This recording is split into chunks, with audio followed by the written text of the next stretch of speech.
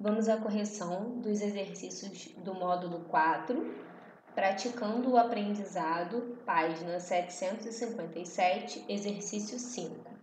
As glândulas multicelulares se formam a partir da proliferação celular de um tecido e, após a sua formação, ficam imersas em um outro tecido, recebendo nutrientes e oxigênio. De acordo com o tipo de secreção que é produzido, as glândulas são classificadas basicamente em endócrina e exócrina. Entretanto, existe uma glândula que possui duas partes, uma endócrina e uma exócrina. A figura a seguir mostra um esquema comparativo da formação de dois tipos de glândula. Precisamos identificar o assunto da questão e percebemos que glândulas endócrinas e glândulas exócrinas estão dentro do nosso epitélio glandular, que é uma especialização do nosso tecido epitelial. Através dessa figura, conseguimos perceber que o nosso epitélio glandular ele está iniciando a sua formação, ele faz uma invaginação para o tecido conjuntivo, que é onde ele fica alocado, é onde ele fica imerso. Na glândula 1, nós temos a formação de uma glândula exócrina, pois há a formação de um duto. Na glândula 2, nós temos a formação de uma glândula endócrina, pois a gente não percebe a formação de um duto.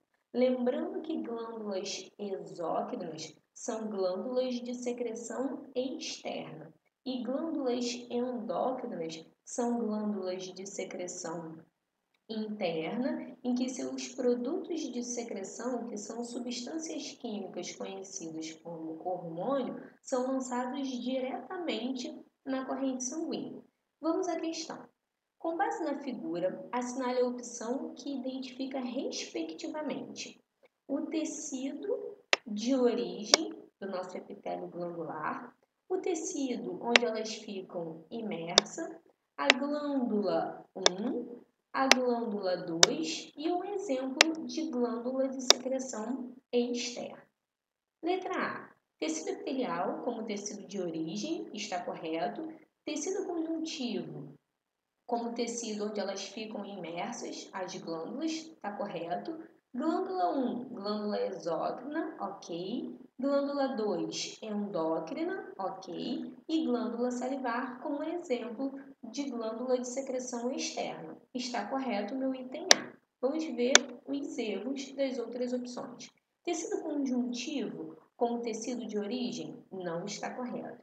Tecido epitelial como tecido de origem está correto, vamos continuar lendo. Tecido conjuntivo como tecido onde as glândulas estão imersas, correto. Glândula 1 é uma glândula endócrina? Não. A glândula 1 é uma glândula exócrina, então já posso parar por aqui.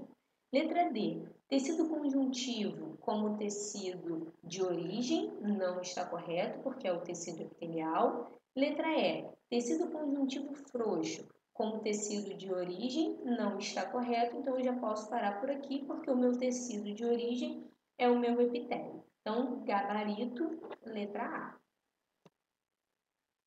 Questão de número 8, ainda do praticando o aprendizado. Seja um voluntário. Uma única doação pode salvar até 4 vidas. Doar sangue é simples e ajuda muita gente. Campanha alusiva à Semana Nacional de Doador Voluntário de Sangue. Sobre esse importante tecido, que é o tecido sanguíneo, podemos afirmar que o plasma é o componente líquido e contém, além de água, sais minerais, aminoácidos, lipídios, vitaminas, proteínas e hormônios.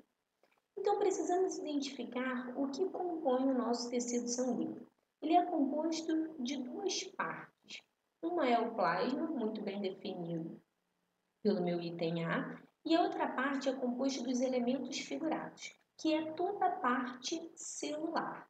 Os glóbulos brancos, os vermelhos e as plaquetas. Então, o item A, por enquanto, ele está correto, eu vou marcar ele e vou ver as demais. Letra B. As hemácias, também chamadas de eritrócitos, correto, são células bicôncavas nucleadas. Não, as células conhecidas como hemácias, elas são células anucleadas e não nucleadas. Então, o erro da questão está aqui. Letra C. As plaquetas são fragmentos citoplasmáticos que realizam funções importantes no combate a processos alérgicos. O erro da questão está em dizer que as plaquetas combatem processos alérgicos. As plaquetas são fragmentos, sim, citoplasmáticos, porém, essas células estão envolvidas na coagulação sanguínea. Letra D. Os linfócitos são leucócitos agranulócitos, correto, produzidos na medula óssea que realizam função de defesa através da fagocitose. Errado. Eles realizam função de defesa sim, mas através da produção de anticorpos e não da fagocitose. Letra E. Os elementos figurados do sangue, que é a parte celular, são produzidos pelo tecido hematopoético, tecido de formação dos glóbulos vermelhos. Na medula óssea amarela? Errado. Na medula óssea vermelha. Então, o gabarito da questão número 8, letra A. Vamos para o desenvolvendo habilidades, questão de número 1. Na década de 1990, células do cordão umbilical de recém-nascidos humanos começaram a ser guardadas por criopreservação. Essa técnica ela é para preservar o material biológico sob baixas temperaturas. Continuando. Uma vez que apresentam alto potencial terapêutico em consequência de suas características peculiares. O poder terapêutico dessas células baseia-se em sua capacidade de. Células do cordão umbilical são células-troncos do tipo totipotente. E essas células têm a característica de se diferenciar em diversos tecidos, né? Então, elas trazem essa característica com ela. Vamos ver o que a questão pede. O poder terapêutico dessas células baseia-se em multiplicação lenta? Não, nós não estamos falando em divisão do tipo mitose, nós não estamos falando em multiplicação celular, e sim em diferenciação celular. Letra B. Comunicação entre as células? Não, eu não estou falando, a questão não trata sobre especializações da membrana plasmática, em que eu tenho comunicação entre as células. Adesão a diversos tecidos? Não, eu não estou falando em preenchimento, eu não estou falando em células e nem em tecidos serem unidos, serem comunicados, né? Diferenciação em células especializadas? Correto. Eu estou falando em células-tronco do tipo totipotente, onde elas têm um alto poder de diferenciação. E letra E, reconhecimento de células semelhantes. Não é reconhecimento, e sim diferenciação. Vamos para o aprofundando o conhecimento, questão de número 2. 2. Ele traz para a gente duas figuras e são dois epitélios. Só que a primeira figura está dividida em duas partes. O nosso número 1 é o nosso epitélio cúbico, né? Simples, porque tem uma única camada. O 2 é o nosso tecido conjuntivo, ele é vascularizado. E o nosso 3, ele é um epitélio também, ele é uma especialização na membrana plasmática. Nós conseguimos perceber através da sua superfície que são microvilosidades que conseguem aumentar a nossa superfície de absorção. Vamos ver o que a questão pede. Com relação aos tecidos esquematizados, julgue os itens que seguem, indicando o correto. Letra A. O tecido 1 recobre as superfícies corporal dos mamíferos terrestres? Não. O tecido 1 ele está presente lá nos túbulos renais, então a letra A não está certa. 2. Uma lesão no tecido 1 acarreta sangramento? Não, porque o tecido 1 ele é um epitélio e ele é avascularizado. Letra C. A baixa diversidade celular é uma característica do tecido 2? Não. O tecido 2 é um tecido conjuntivo e ele tem ampla diversidade celular, então não está certo. Letra D. O tecido representado em 2 tem distribuição restrita no corpo? Não. Por se tratar de um tecido conjuntivo, ele é de preenchimento e ele está presente em várias regiões do nosso corpo. Sobrou para a gente a letra E. Em 3, está representado um tecido epitelial, correto, de revestimento comum aos órgãos com alto índice de absorção, correto. Qual é o órgão que ele vai estar presente? Lá no nosso intestino, nas nossas pregas intestinais. Ainda em aprofundando o conhecimento, vamos para a questão de número 4.